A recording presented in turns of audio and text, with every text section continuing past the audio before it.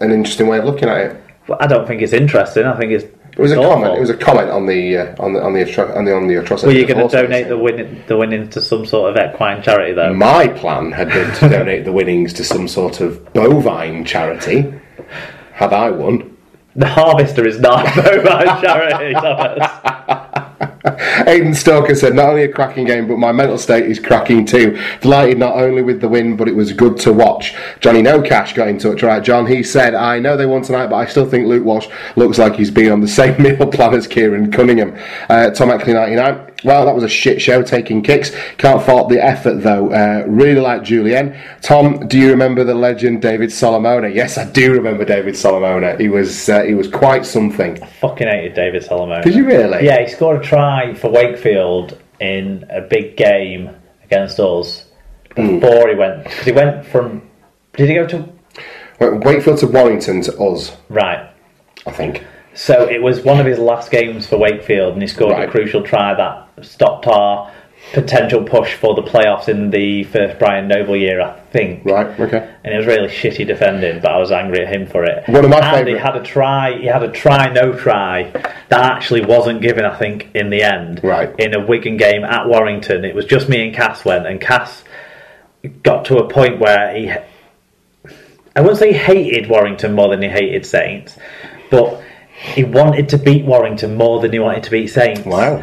And he just couldn't hack the tension, and he was like curled up looking the other way, cowering when this decision was going through the video ref in a game when I think it might have been in Madge's first year. Right. First or second year of Madge. But yeah. My overwhelming or overarching memory of David Solomona isn't actually from him in a Bull shirt, it's from him in a Warrington shirt. When I was working with the kids up in Kirby Lonsdale, one of the girls I used to work with was a Leeds fan, and she used to get tickets for us to take the lads down to watch Leeds play, and we got tickets to a Challenge Cup game, so we were actually stood in the South Stand watching Leeds play Warrington in the Challenge Cup, which was a memorable day for me because I actually met Brian Noble as well, because he was part of the commentary, so I got to shake hands with Nobby, and it was before selfies and stuff, but I got to say hello to him and get all lovey-dovey over him. But David Solomona down that South Stand, Nobby, I think you're amazing, yeah, just like that, and Solomona got like an 80-yard kind of break down his flank past the South Stand. And I'm not kidding you, even with all those people shout, you could hear his like hoofs on the deck, the speed of the guy running and just the sheer size of him. So no, he was one of those miraculous offloaders, wasn't he? Yeah, he was a sensational in the tackle and the ball had come sliding out somehow. Yeah. One of those. Yeah, he was a great player. Similar to sort of Lauerty in his offloading ability, but you know what I mean. He was a good line runner. He was a good line runner as well. Oh, he ran hard. Well, I mean, he ran his weight. He was a big shapely winger, wasn't he? But no, Tom, I do remember him very well. He was a second rower. We played on the wing. David Solomona was a second rower. What am I thinking of then? But I don't know. Obviously, I totally. He must have been deployed on the wing that day because it was right down Leeds. Maybe he was playing in the centres that day or something. Possibly so. Yeah. Okay. I've lost my place now. Wally Frogmore. No funny comments this week. Happy to get the win, albeit scrappy. Great to see the young lads stepping up. Farge had a cracker of a game. Come on, you Saints. Very good. Aidan Stalker, I'm absolutely buzzing after that. Even though we were losing at half time, I was delighted to see St Helens playing good open rugby league with a positive, hungry attitude. Farge has made a big difference, and the lads should get more game time after that. Alfie, I'm presuming this is Darren, is it? It is, yeah. Excellent. Oh, no, God, can you read it? Alfie got in touch. Well, what a game. That's how I like my rugby served up.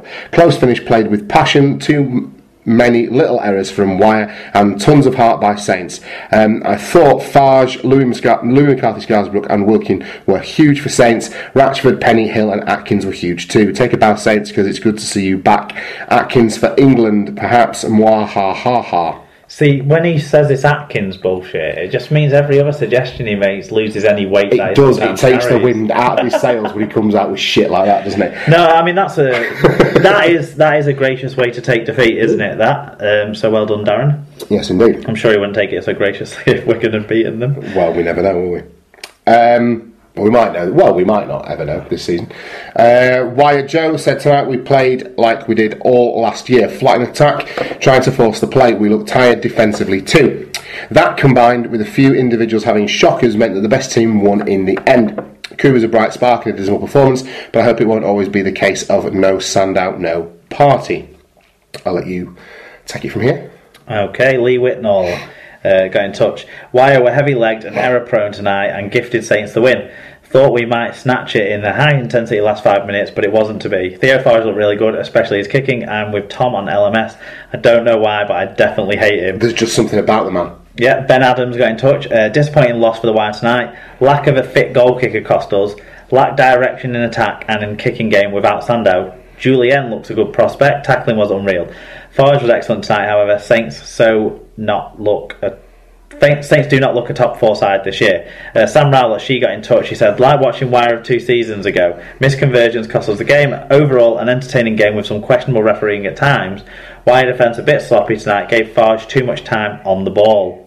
Dave, the not repat cast fan, aka DG Knight. That's only going to confuse matters, Dave. Cheers. It's going to be one of the longest trips the shirts take this week. Well, yeah. It's got to travel to the west coast of the US. Yeah, great game for the neutral. Both teams gave it their all and looking very strong. A few too many errors for Wire being the difference in my opinion. Brian Davies got in touch. Great to see the Saints fight back against Wire after a dodgy start. Shows how many teams rely heavily on a single player with Wire missing Sando. Also means the other players need to be able to step up when the start is missing. And we have Diane LBW. I must admit I was dreading the game, but I was pleasantly surprised by the performance and the result, even though we tried to lose in the last 6 minutes. My man of the match was Farge, who was everywhere and once again responsible for half our tries. Yeah, he's been important, hasn't he, since his been in the team. He's thrown up with a try or an assist in most games, if not a couple in most games. But we said he was exactly the right signing for them when it was announced, and it's just beggars belief that it's taken Cunningham this long to start using him. Well, I'm sure Diane will say it's no surprise. Well, no, the only surprise is he got picked in the end. Well, perhaps so, but then it's testament to some dodgy decision making on Kieran Cunningham's behalf. Then, I'd take that. Okay, and final word on this one goes to Tyler Casfan. He said a good battle intensity was good. I thought Saints always had the better composure and were always going to win. A solid night's work for them.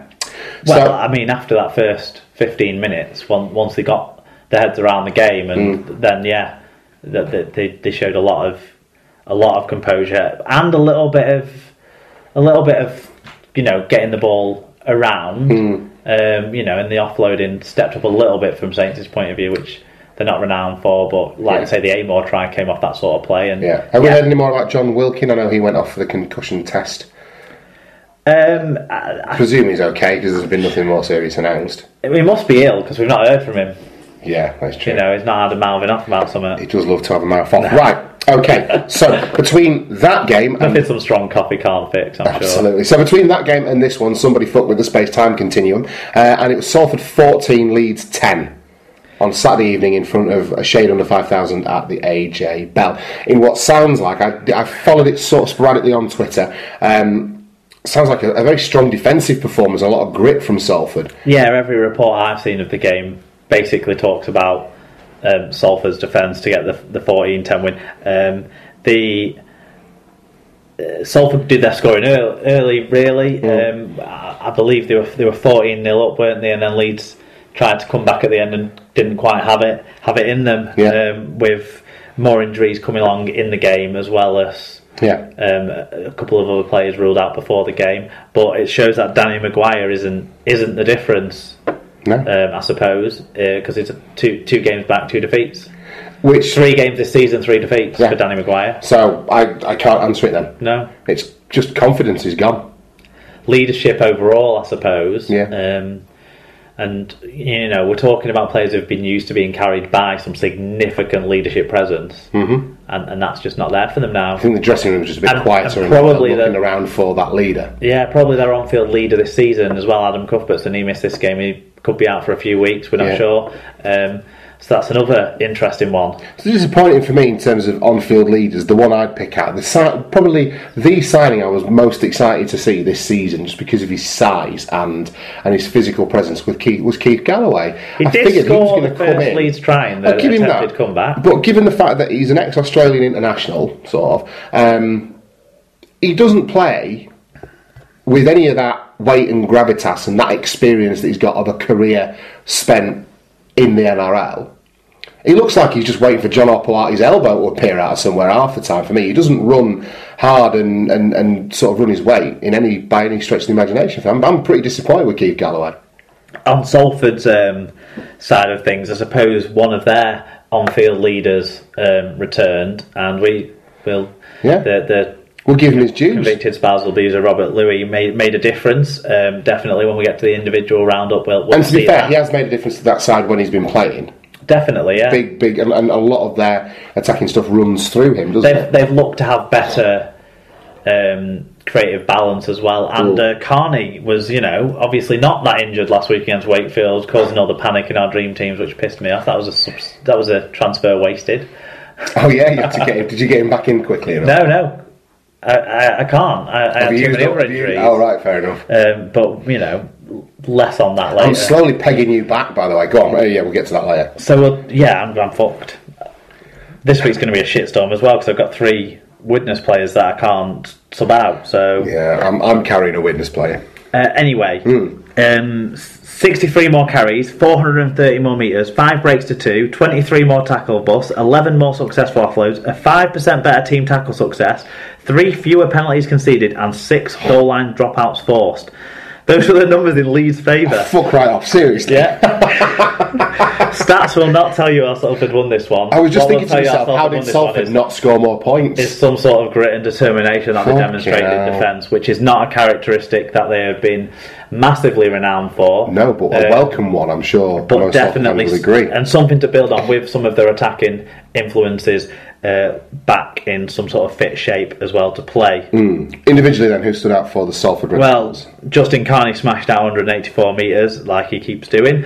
George Griffin had 40 tackles, Josh Jones had 43 tackles, so they were obviously some of the big workers that contributed massively towards this victory. Robert Louis grabbed a try and 140-20 on his return. The convicted spousal abuser himself. Yes. Mitch Garbutt for Leeds ran for 211 metres. He'll have needed the oxygen tent after that, won't he? Carl Ablett had 167 metres and 3 successful offloads. Yep. Jamie Jones Buchanan is continuing his remarkable run of stats roundup appearances. 58 tackles, 15 marker tackles, 113 metres for the old man there. Just goes to show that it doesn't matter if nobody can understand a word you're saying, if you can tackle and if like both that. your calves are fucked, you can still work.